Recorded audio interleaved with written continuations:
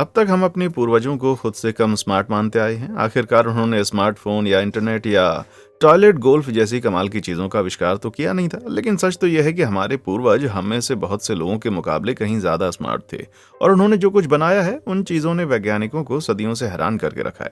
केवल वजायंस द्वारा ही बनाए जा सकने वाले स्ट्रक्चर से लेकर ईसा मसीह के ज़माने से पहले के कंप्यूटर तक, वक्त दुनिया की कुछ सबसे पुरानी टेक्नोलॉजी पर नजर डालने का आ चुका है, जिन्हें वैज्ञानिक भी ढंग से समझा नहीं पाए हैं।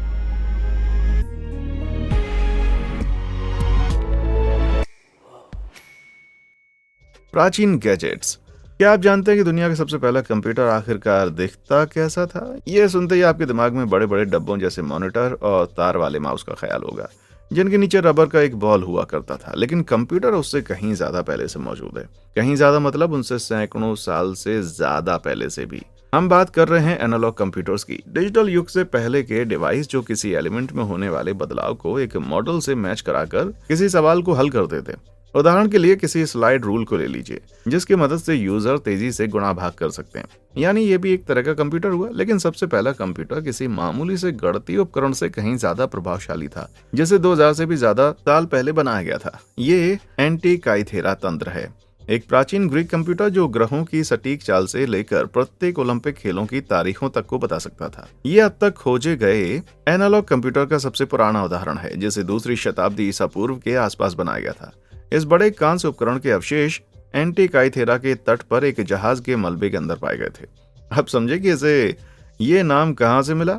1901 के बाद से इस डिवाइस पर कई प्रकार के परीक्षण किए जा चुके हैं और वैज्ञानिकों ने ये ज्ञात करने की पूरी कोशिश की है कि ये आखिर काम कैसे करता था। वैज्ञानिकों को जो पता है उसके अनुसार ये 80 या उससे ज्यादा टुकड़ों से बना हुआ है, जो एक साथ फिट होकर 37 गियर और 2 डायल सिस्टम बनाते हैं, जिनके बारे में माना जाता है कि उन्हें चांद और सूरज को ट्रैक करने के लिए बनाया गया था। प्रत्येक डायल में पिन होते हैं जो कि रिकॉर्ड प्लेयर की सुई की तरह अपने स्वयं के सर्पिल खांचे में चलते हैं। माना जाता है कि इनका उपयोग चंद्र और सूर्य ग्रहण को दशकों पहले से देखने के लिए किया जाता था।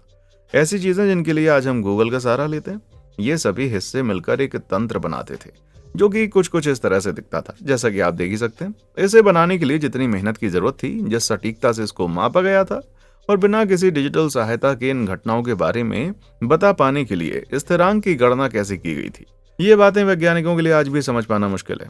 वैसे भले ही आज के डिजिटल कंप्यूटर कहीं ज्यादा आधुनिक है, पर ये कम से कम उन यूनानियों को अपना पासवर्ड भूल जाने की चिंता तो नहीं करनी पड़ती थी, है ना। गिरगिट जैसा कप। ये कोई छिपी हुई बात नहीं है कि प्राचीन रोम्स महान आविष्कारक हुआ करते थे। पक्की सड़कें, कंक्रीट की इमारतें, जल सेतुओं, प्लम्बिंग और यहाँ तक कि जूलियन कैलेंडर की शुरुआत भी उन्होंने की। उनके बिना पश्चिमी दुनिया आज उतनी ज्यादा उन्नत नहीं हो सकती थी। लेकिन इस युग का एक आविष्कार ऐसा है जिसने वैज्ञानिकों को हैरान कर दिया, जो है लाइकागर्स कप। ये कांच का बना 4वीं शताब्दी का एक कप है, जो बड़ा ही आकर्षक है। इसलिए नहीं कि ये बड़ा सुंदर दिखता है, बल्कि इसलिए कि रोमनों ने इसे इस तरह डिजाइन किया था कि ये रोशनी के हिसाब से पूरी तरह रंग बदल लेता है। कप पर जब पीछे से लाइट मारी जाती है तो इसका सामने वाला हिस्सा गहरे लाल रंग का नजर आता है, लेकिन जब इस पर सामने से लाइट मारी जाती है तो वही हिस्सा जादुई रूप से हरा नजर आता है। कमाल की बात है ना। पर बता दें कि ऐसा इफेक्ट पैदा करने के लिए रोमन्स को जादू से कहीं ज्यादा की जरूरत थी। उन्होंने डाइकोरिस ग्लास कहा जाने वाला एक खास किस्म का कांच तैयार किया था, जिसका ग्रीक भाषा में मतलब होता है दो रंगी। उन्होंने सोने और चांदी को इतना पीसा कि वे धातु किसी लिक्विड में घुलकर एक कोलाइडल घोल बना लें। इन धातुओं में नैनो कण होते हैं जो इतने छोटे होते हैं कि इन्हें इंसानी आंखों से देखा नहीं जा सकता। वे हमारे बाल की चौड़ाई से भी लाख गुना छोटे होते हैं। नैनो कणों के अंदर इलेक्ट्रॉन मौजूद होते हैं जो रोशनी के कप से टकराने पर वाइब्रेट करते हैं, जो देखने वाली के पोजीशन के आधार पर अपवर्तित रोशनी को रंग में बदलते हैं। यानी कांच के अंदर मौजूद ये अति सूक्ष्म कण ही हैरत अंगेज दो रंगे इफेक्ट पैदा करते हैं।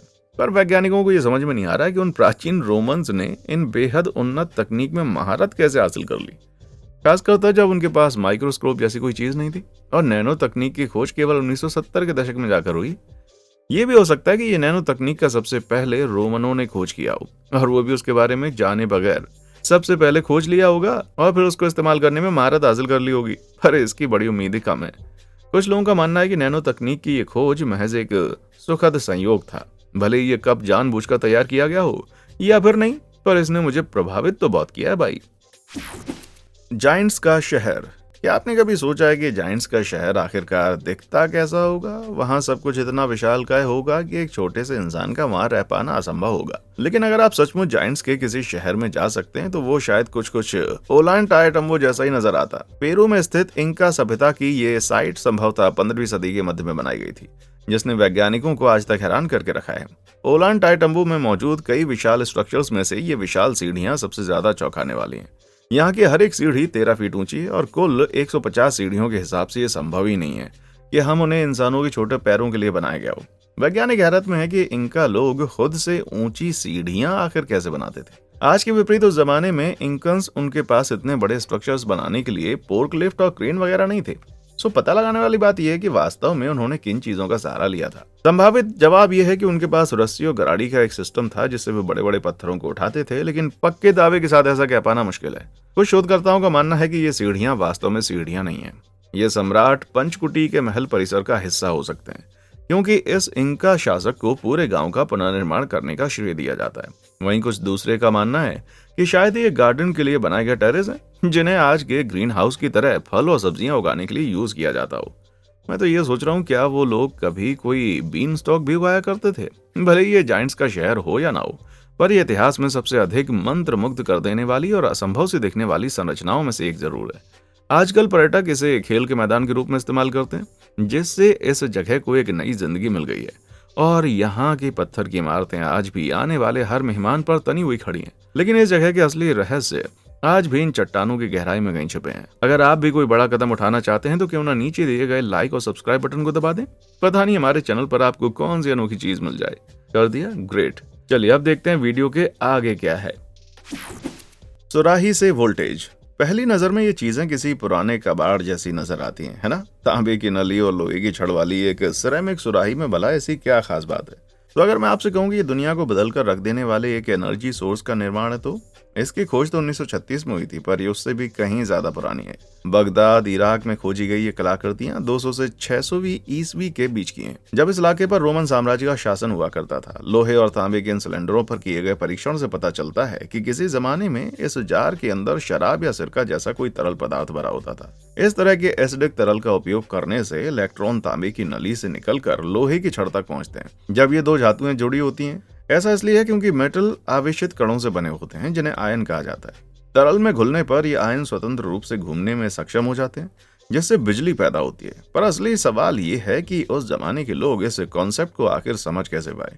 खैर, जैसा किसी भी वैज्ञानिक सिद्धांत के साथ होता है, कुछ एक्सपर्ट्स ने बैटरी के इस दावे को खारिज करना चाहा, लेकिन 1978 में बगदाद बैटरी की एक नकल और अंगूर के रस के साथ एक्सपेरिमेंट किया गया। पूरा सेटअप तैयार करने के बाद साइंटिस्ट सच में थोड़ी सी बिजली पैदा करने में कामयाब रहे, जिससे ये पक्का हो गया कि ये प्राचीन बैटरी 1 से 2 साल तक की बिजली पैदा कर सकती है।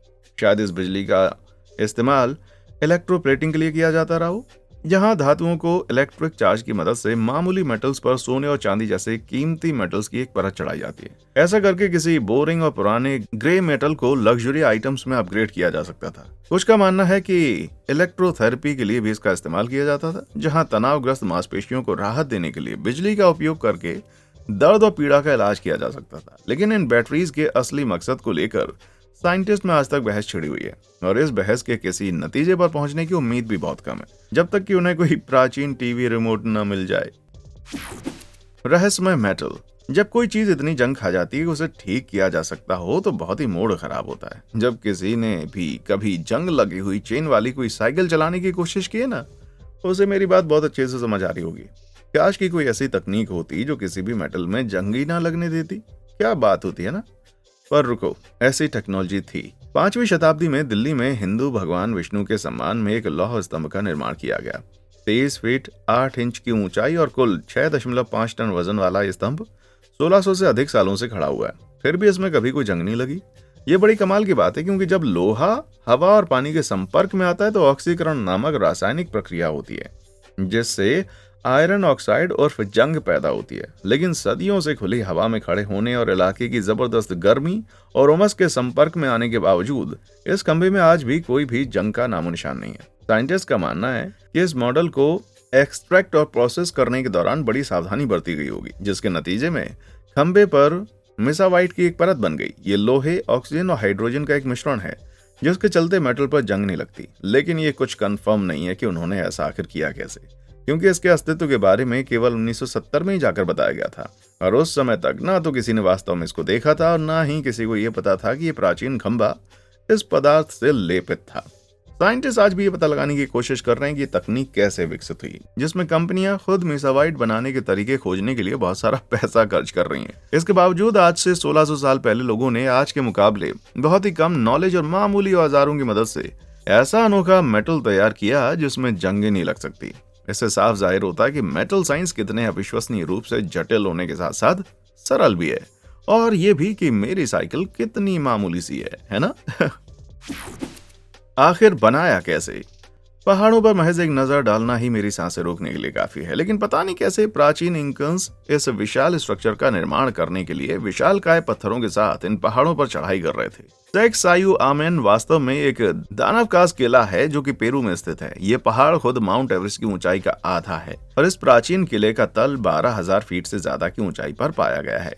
इसकी बची हुई 3 दीवारों में सबसे लंबी वाली 1300 फीट लंबी और करीब 20 फीट ऊंची है, जिसमें लगे हुए पत्थर के सबसे बड़े ब्लॉक 141 से 220 टन तक वजन के हैं। सोच पाना भी मुश्किल है कि इस किले का निर्माण इंसानी हाथों द्वारा किया गया होगा, क्योंकि इन मेगा ब्लॉक्स को उनकी जगह तक ले जा पाना एक असंभव सा काम है। लेकिन निश्चित रूप से ये वहां पर है। ये अलग बात है कि कैसे, पता नहीं। 15वीं शताब्दी में निर्मित इस किले को बनाने के लिए इंकन्स ने सूखे पत्थर इस्तेमाल किए और हर एक चट्टान को इतनी अच्छी तरह से फिट किया कि उन्हें चूने या मसाले से जोड़ने की जरूरत नहीं थी। वे इतनी मजबूती से आपस में जुड़े हुए हैं कि आज 600 साल के बाद भी वे पूरी तरह से स्टेबल है। चट्टानों जैसी ठोस संरचना ने इस ढांचे को घातक से घातक भूकंप झेलने में मदद की। चट्टानों के बीच की जगह इतनी तंग है कि कागज के किसी टुकड़े या सुई की नोक भी पत्थरों के बीच घुसाई नहीं जा सकती। इसके निर्माण के लिए आधुनिक दुनिया ने अब तक जो कुछ भी देखा है उससे कहीं ज्यादा सटीकता प्लानिंग की जरूरत पड़ी होगी, और ये कोई आसान काम भी नहीं रहा होगा, क्योंकि यहाँ के सबसे छोटे ब्लॉक्स का वजन भी किसी ब्लू व्हेल से ज्यादा है। तो वे क्रेन या भार उठाने वाले उपकरणों के बगैर पत्थरों को इतने सटीक तरीके से कैसे ढेर कर पाए, ये आज भी पूरी दुनिया के लिए एक राज है। अरे नहीं, मैं तो फिर से एक्सरसाइज करने के बारे में सोच रहा हूँ यार। जादुई तलवार। आज से करीब 1000 साल से भी ज्यादा पहले सीरिया की राजधानी दमिश्क के स्थानीय लोहार महान हथियार निर्माता के रूप में जाने जाते थे। इसलिए नहीं कि वो सबसे बड़े या सबसे उन्नत हथियार बनाते थे, बल्कि दरअसल वे अपनी तलवारों की वजह से बड़े मशहूर थे। उस जमाने की ज्यादातर मामूली तलवारों के लिए लोहे का इस्तेमाल किया जाता था, क्योंकि ये एक मजबूत और सख्त मेटल था। लेकिन तलवार के टूटने की संभावना रहती थी, क्योंकि लोहे की इलास्टिक सीमा ज्यादा नहीं होती थी। तो तलवार को ज्यादा लचीला बनाने के लिए वो कार्बन मिलाते थे, लेकिन बहुत ज्यादा कार्बन धातु को भंगुर या फिर ब्रिटल बना देता था, जिससे तलवार टूटने का खतरा बढ़ जाता था। लेकिन दमिश्क के लोहार एकदम सटीक कार्बन कंटेंट वाले लौह अयस्क का इस्तेमाल करते थे, और वुड स्टील कहे जाने वाले स्टील से बनी हुई तलवारों का इलास्टिक इंडेक्स ज्यादा होता था। इन वुड सल्लियों को बड़ी कुशलता से लंबी दमिश्क तलवारों के रूप में गढ़ा जाता था, जो सख्त, लचीली और ना टूटने वाली तलवार के रूप में फेमस हो गई। जिन पर पाए जाने वाले बेंडिंग के विशिष्ट पैटर्न ने उनको आसानी से पहचान के काबिल बनाया। उनकी प्रतिष्ठा ने कई कहानियों को जन्म दिया। मसलन दमिश्क की तलवारें राइफल की नाल, पेड़ के तने और यहाँ तक कि पत्थरों को भी आसानी से काट सकती हैं।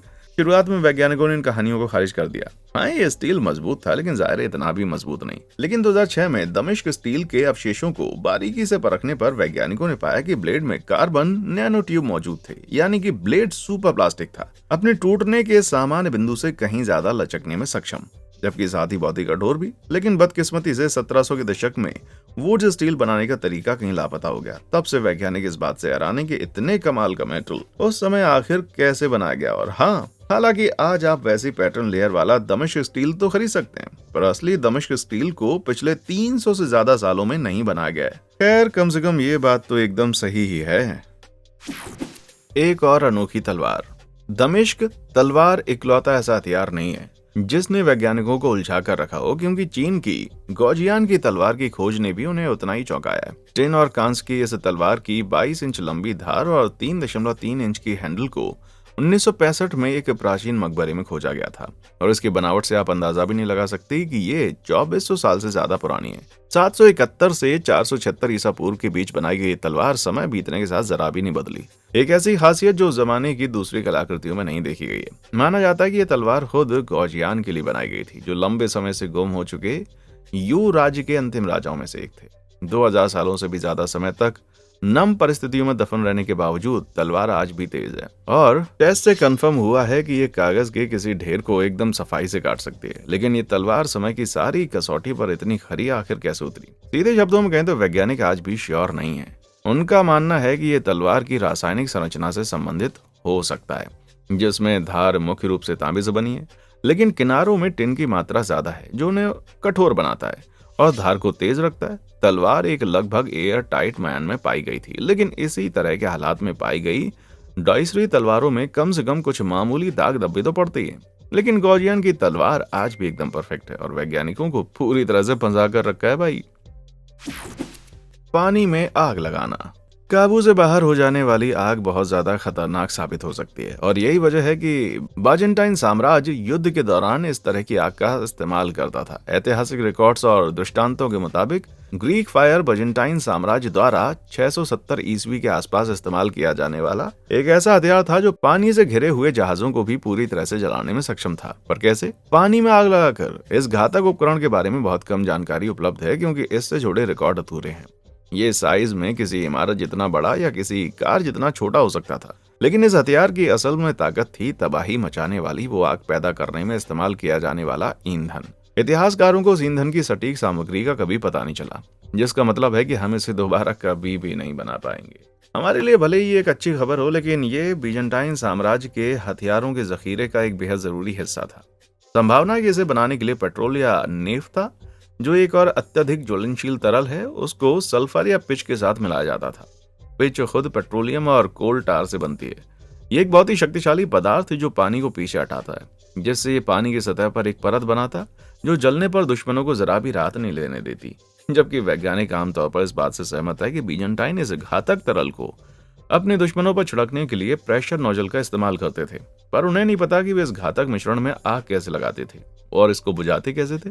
शक्तिशाली रासायनिक बनावट के कारण एक बार जलने के बाद उन्हें आग को फैलने से रोकने के लिए रेत या सिरके की जरूरत पड़ती रही होगी, और आग अगर पानी पर जल रही हो तो ये काम फिर वो करते कैसे होंगे? हाँ, पत्थर तराशने की मशीन। प्राचीन रोमन युग अपनी सुंदर मूर्तियों के लिए जाना जाता है, जिसमें किसी ऐतिहासिक दृश्य या व्यक्ति को संजोने के लिए बस्ट, मूर्ति या रिलीफ पैटर्न एकदम बेदाग उकेरे गए हैं। लेकिन इनमें से एक नक्काशी ऐसी है जो इतिहास के जानकारों और वैज्ञानिकों को खास करके आकर्षित करती है। किसी खंबे का ये ड्रम इसलिए नहीं है कि कितना गोल है या ऐसे ही इमारत के लिए बनाया गया था, बल्कि उन चीरों के लिए जिन्हें आप पूरी तरह से पंक्तिबद्ध देख सकते हैं। ये गहरे कट केवल 4 अलग अलग 100 ब्लेड से ही बनाए जा सकते थे, जो कुछ इंच की दूरी पर और पूरी लाइन में हों। उनकी स्थिरता और उन्हें बनाने के लिए जरूरी ताकत सिर्फ किसी मशीन से ही मिल सकती है। लेकिन प्राचीन रोम 8वीं शताब्दी ईसा पूर्व से 476 ईस्वी के बीच बसा हुआ था, यानी आधुनिक आरा मशीन के आविष्कार से 1000 से भी ज्यादा साल पहले। तो फिर ये पॉसिबल कैसे था? जवाब शायद लंबे समय पहले मर चुके एक चक्की वाले के ताबूत में उकेरे गए रिलीफ पैटर्न में छिपा हो सकता है। इसमें एक यंत्र देखा जा सकता है जो पानी के एक बड़े पहिए द्वारा संचालित होता है, जो बदले में पत्थर काटने वाले एक उपकरण को संचालित करता है। इस तरह के एक उपकरण को जब फिर से तैयार किया गया तो वो ऐसा दिख रहा था जो भले ही रूड गोल्डबर्ग की किसी जटिल मशीन की तरह लगता हो, पर इसके पीछे का विज्ञान काम करता है। पानी उस पहिए को चलाता है जिसमें एक डंडे पर दांते लगे होते हैं। इसे ऐसे सेट किया जाता है कि पहिया जैसे घूमता है, दांता दूसरे दांते में फिट होता जाता है और साथ साथ घूमता जाता है। ये दांता दांतों के दोनों ओर लगे 2 अलग अलग पहियों को ताकत देता है। ये दोनों पहिए पत्थर के ब्लॉक पर फ्रेम से लटकती हुई आरी से जुड़े होते हैं और पहियों के घूमने से आरी आगे पीछे होती है। पहली नजर में ये बड़ा जटिल लगता है, लेकिन उन रिलीफ पैटर्न से मिलाकर देखने से ये जीनियस लगने लगता है। यानी कि प्राचीन रोमन्स ने सचमुच पत्थर काटने वाली आरी विकसित कर ली थी। लेकिन खंबे के इस हिस्से पर 4 समान रेखाएं क्यों छोड़ी गईं? क्या इसका मतलब था? हाँ, हो सकता है कि ये सिर्फ एक टेस्ट रहा हो, या शायद ये कोई स्लैब काटने की कोशिश रही हो, या शायद कोई नया डिजाइन ट्राई किया जा रहा था। भले ही इस बात का सटीक जवाब इतिहास में कहीं खो गया हो, लेकिन इसके पीछे की कमाल की प्रतिभा पर कोई भी संदेह नहीं किया जा सकता। चट्टानों की पहेली। किसी बाहरी व्यक्ति को यह रहस्यमयी तकनीक महज पत्थरों के एक समूह की तरह लग सकती है, जो ईमानदारी से कहें तो सच भी है। लेकिन ये कोई ऐसे वैसे नहीं, बल्कि बड़े मशहूर पत्थर हैं, रोलिंग स्टोन्स के अलावा। लेकिन उनकी बात किसी और वीडियो में। जी हाँ, मैं बात कर रहा हूँ स्टोनहेंज की। इंग्लैंड में विल्शायर के एक खाली मैदान में स्थित पत्थरों का ये मशहूर गोला नवपाषाण काल से अब तक 13 फीट ऊंचा तना खड़ा हुआ है। माना जाता है कि इसे बनाने में सैकड़ों साल लगे थे, जो 3000 से 1500 ईसा पूर्व के बीच का दौर था। लेकिन इन पत्थरों को महज जमीन से निकालकर खड़ा नहीं किया गया था, बल्कि इन चट्टानों को बड़ी दूर से लाकर बिल्डिंग ब्लॉक्स की तरह खड़ा किया गया था। पर ऐसा कर पाने की तकनीक इतने समय पहले आखिर कैसे उपलब्ध हुई? इन पत्थरों की भूवैज्ञानिक बनावट के आधार पर माना जाता है कि उन्हें कई सौ मील दूर से लाया गया होगा, संभवतः मालबोरो डाउन्स की एक खदान से और कुछ को प्रेसेली हिल्स में स्थित दूसरी खदान से। फिर मंजिल पर पहुंचने के बाद पत्थरों को, जिनमें से हर एक का वजन 2 टन से ज्यादा था, उन्हें एक खास आकार में सीधा खड़ा किया जाता था। लेकिन उस जमाने के सबसे उन्नत नवपाषाण उपकरण भी केवल भाले और पहियों तक सीमित थे। तो फिर उन लोगों ने ऐसा कारनामा आखिर कैसे किया? विशेषज्ञों का मानना है कि इसमें शामिल कई सौ हजारों लोगों ने बड़े बड़े गड्ढे खोदकर पत्थरों को खींचकर सही जगह रखा होगा और फिर ए फ्रेम की मदद से उन्हें गड्ढे में सीधे खड़ा किया गया होगा। इसके बाद लेटे हुए पत्थरों को ऊपर चढ़ाने के लिए लकड़ी के प्लेटफॉर्म का सहारा लिया गया था। हालांकि पूरा तरीका हमें अभी भी पता नहीं है। आज ये आसान लगता है, लेकिन 5000 साल पहले मामूली औजारों के साथ काम करने वाले लोगों के लिए ये काम असंभव से भी कम नहीं है। यहाँ मैं एक मामूली से IKEA शेल्फ को भी बड़ी मुश्किल से बना पाता हूँ, और वो भी काफी मदद के साथ। रेत में उकेरे गए चित्र। क्या आप अपने हाथ से एकदम परफेक्ट गोला बना सकते हैं? मैं तो एक सीधी लाइन तक नहीं खींच सकता। तो सोचिए जरा, इसे बनाना आखिर कितना ज्यादा मुश्किल रहा होगा। ये एक परफेक्ट गोलाकार पैटर्न है जो लगभग एक फुटबॉल मैदान जितना बड़ा है। ये नेज़का लाइंस कही जाने वाली भू आकृतियों के समूह का हिस्सा है। ऐसा इसलिए कहा जाता है क्योंकि जमीन में उकेरे गए ये प्रतीक पेरू के रेगिस्तान में स्थायी रूप से बनाए गए हैं। इन सभी रेखाओं की कुल लंबाई 800 मील से ज्यादा है, अंदाजे के लिए जो 14,000 फुटबॉल मैदानों से भी ज्यादा लंबी है। वैज्ञानिक ये तो जानते हैं कि उन्हें रेत में उथले चीरे लगाकर बनाया गया था, जिससे नीचे की मिट्टी नजर आने लगी थी। पर असली सवाल यह है कि इन लाइंस को बनाने वालों ने इतने परफेक्ट शेप आखिर कैसे बनाए? हमारे लिए तो हेलीकॉप्टर या ड्रोन के ऊपर जाकर सभी आकृतियों और जानवरों को पहचान पाना काफी आसान है, लेकिन इन्हें बनाने वाले बिना उड़े तो इन शेप्स को पूरी तरह से बिल्कुल भी नहीं देख सकते थे। विशेषज्ञों का मानना है कि उन्होंने महज अंदाजे, उम्मीद और शायद सितारों से कुछ मदद के जरिए ही अपने विशाल चित्रों को बनाया था। लेकिन महाराज, अंदाजे के बल पर इतने परफेक्ट शेप नहीं बनाए जा सकते। तो जरूर कोई ऐसी प्राचीन टेक्नोलॉजी या तरीका जरूर रहा होगा जिसके बारे में हम अब तक नहीं जान पाए। ये जानने का भी कोई तरीका नहीं है कि उन्हें बनाया ही क्यों गया था। हो सकता है वे देवी देवताओं से मदद मांगने के लिए इस्तेमाल किए जाने वाले प्रतीक रहे हों, या शायद उन्होंने दिन और रात का हिसाब रखने के लिए एक खगोलीय कैलेंडर बना लिया हो। सरल शब्दों में कहें तो वैज्ञानिक कुछ नहीं जानते कि ये चित्र आखिर हैं क्या। लेकिन एक बात जो हम सब जानते हैं और मानते हैं वो ये, इंकन्स ने पूरी तरह से पक्का कर लिया है कि हम उन्हें कभी ना भुला पाएं। इनमें से कौन सी टेक्नोलॉजी के पीछे का राज आप समझना चाहते हैं, और वो कौन सी टेक्नोलॉजी है जिसका राज आप हमेशा के लिए छिपा कर रखना चाहेंगे? नीचे कमेंट बॉक्स में आकर हमें जरूर बताएं। और देखने के लिए शुक्रिया।